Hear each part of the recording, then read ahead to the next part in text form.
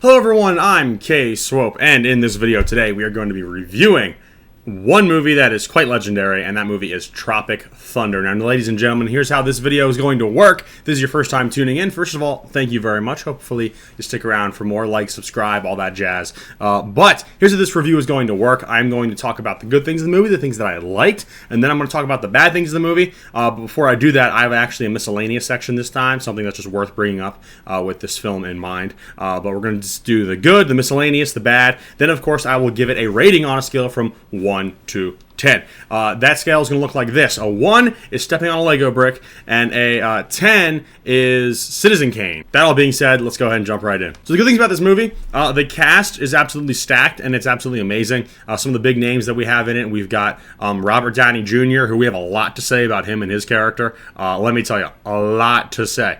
We have him. We have Ben Stiller, who's kind of the main protagonist, the main character of the film. He also directed the movie, so props to him because he did a great job on both fronts. So good job, Ben.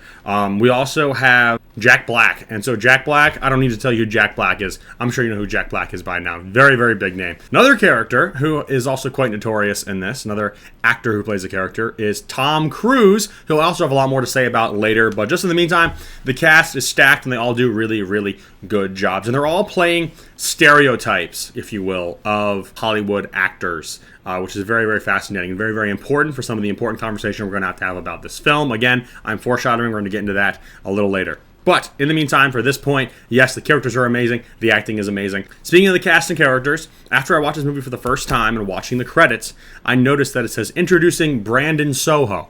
Now, that name might not mean anything to you, but if it didn't mean anything to you, that means you did not grow up watching Incredible Crew on Cartoon Network, okay? Because Brandon, he was on that when he was older, and that was one of my favorite shows growing up. Only lasted for one season. Rest in peace, Incredible Crew. Moment of silence. Moment over. One of the big things to talk about is it is a very heavy satire, okay? And what I mean by that is they are being very satirical about so many things in the movie industry. Literally just like almost everything they're being satirical about. For example, Robert Downey Jr.'s character, which again, we're going to have a lot to talk about. Method acting. You have Tom Cruise's character, Les Grossman, who's your executive working at the top of the film company or whatever. Then you got, your acting stars. You got your newcomers who are trying to break into the scene, make a name for themselves, that kind of stuff. And so, again, it being a satire, it takes all of those stereotypes and it kind of clumps them, exaggerates the worst parts about them, and some of the good parts too. It exaggerates that as a means to an end. If I go to Google and I type in satire definition, it says satire is the art of making someone or something look ridiculous, raising laughter in order to embarrass, humble, or discredit its targets. And I think this movie is the perfect example of satire with all those examples that I just gave you. Also want to mention too, this movie, generally speaking, the pacing is really good. I do have a little bit of problems in it that I'll talk about on the bad side. But the pacing generally is really, really good in the movie. There's a lot of action. It takes a little bit to pull you into the plot. But once you're pulled into the plot, you're there and you're hooked. Especially you're hooked from the stellar performances that all of the actors in it are giving because they all do a fantastic job. And you have specifically Robert Downey Jr. and Tom Cruise. I'm going to talk about Tom Cruise first. But they do such a good job in playing characters that they're not famous or known for, which is absolutely like crazy. So let's talk about Tom Cruise. Tom Cruise plays a character named Les Grossman, okay? He's the executive. He's really obsessed with money. He only cares about profits. He's basically Disney incarnate. The thing that makes that so amazing is the fact that Tom Cruise is known for his more serious either drama or action roles, specifically action roles nowadays. We see the Mission Impossible franchise and everything like that.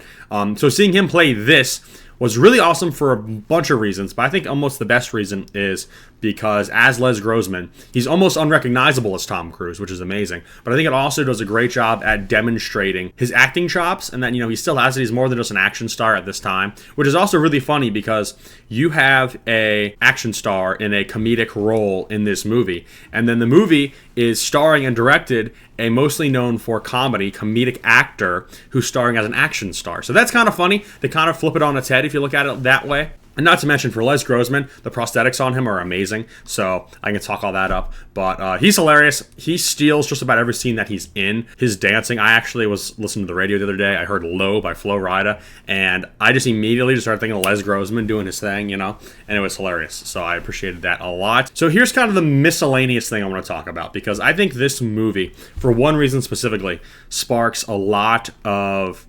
Not so much, a little, yeah, I'd say controversy now I'm thinking about it. It sparks some controversy and a lot of online discourse, and this movie's brought up a lot in this topic. That topic being blackface, right? Now, the loudest voices on the internet, they'll tell you that blackface was terrible, should never have happened, this and that kind of stuff. But some people always bring up the example in Tropic Thunder, because in Tropic Thunder, Robert Downey Jr. is playing a black man, okay?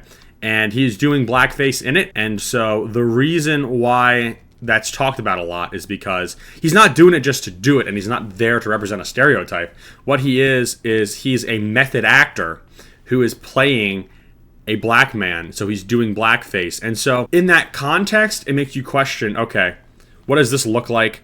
Most people I've heard said that blackface is not good, it's not okay, but not that something's excusable in this movie, but that it being in this movie brings up important conversations to have, I suppose. Not so much about blackface, more about method acting. So I think that's a really fascinating tool, and there's so much to dissect and talk about there. Because first things first, Robert Downey Jr. is an incredible actor. And the first time I ever saw clips of him or like screenshots of the movie Tropic Thunder, and I'd see his character, I would have never been able to tell you that was Robert Downey Jr. until I was told it was Robert Downey Jr. And then I'm like, wait a minute. I look closer and I'm like, holy crap, that is. So that's pretty crazy for one. So again, he's a fantastic actor. According to the Russo brothers, he is the greatest actor. That's why he's playing Doctor Doom now. Talk about that later. But in the meantime, yeah, Robert Downey Jr. in this movie, he does an amazing job. His acting skills are on full display, and he does really, really good with what he's given. And he's given a lot, too. So he does really, really good. But overall, it's interesting because the blackface is what makes it controversial, makes people talk about it.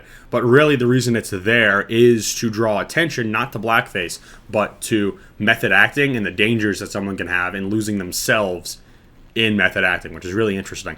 So that all being said, I do have something negative to say about this movie, and it is that the first act is pretty slow, I think. It doesn't hook me immediately. I gotta give it a good, 10 to 15 minutes before I really start to care. It's not really until, and spoiler alert, it's not really until they're dropped in the jungle that I start to care about what's going on. Because that's when things really start to take off. The director steps on the mine and blows up.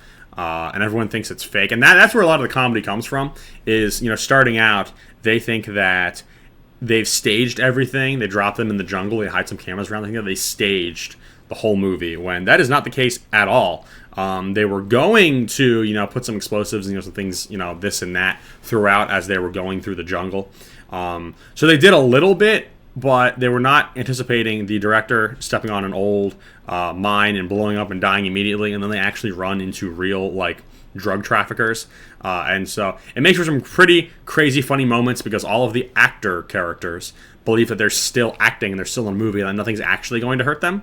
And that just makes a hilarious reaction when they're fighting some of these guys. And then you got Les Grossman, who talks to them on the phone and just curses them out to, the craziest degree you've ever seen, and they're just left speechless, and it's really, really hilarious. But this is supposed to be the bad section, and I can't help but to say good things about it, because I really, really enjoyed this movie. It is definitely one worth watching. It's a good conversation piece. So again, it's got a lot of important conversations to be had about the movie. It came out in 2008, and we are here in the year 2025. So it's actually been closer to 20 years since the movie came out, which is pretty interesting to talk about, and the fact that we still talk about it today means that it had some really important, interesting stuff to say. But also, all the satire that's in it, you can still relate to it today, and that's why I think it makes it so relevant, so culturally important. And so, as weird as this is to say, I would say this is a culturally important movie, and I think it really proves itself as that. It's not one of those dumb movies where people just say, oh, it's really good because it's abstract or whatever. This movie's not abstract whatsoever. A lot of crazy stuff in it, and that causes us to still talk about and discuss it and compare it to what the film industry looks like nowadays and showbiz and all of that stuff. So overall, it's a very, very important movie. I liked it quite a lot. I do quite enjoy this movie. It is very, very good in my opinion. And that is why, on my scale from 1 to 10, I give this bad boy an 8 out of 10. And ladies and gentlemen, that is my review of Tropic Thunder. Thank you guys all so much for watching. And hey, if you stuck around this far, you might as well hit that subscribe button. I know you're going to want to see more of this. We're going to have more reviews, some more commentary out on this channel. So hopefully you guys enjoyed this video and it inspires you guys to come back and watch more. If you had any other ideas, I know we talked about some touchy topics, like blackface, method acting, other stuff like that. Feel free to leave a comment. I will gladly talk with you guys in the comments if you have any interesting, nuanced opinions or anything like that you want to talk about, bring up. Maybe I missed something in the movie that I should have mentioned. I would love to hear all of that in the comments. And if you liked the video, drop a like. If you hated it, drop a dislike. I'm fine either way. I'm secure enough in my own skin to be able to take some smack comments and some haters online. So, that being said, feel free to drop a dislike if you want to. But until next time, I'm K-Swope, and I will see you in the next one.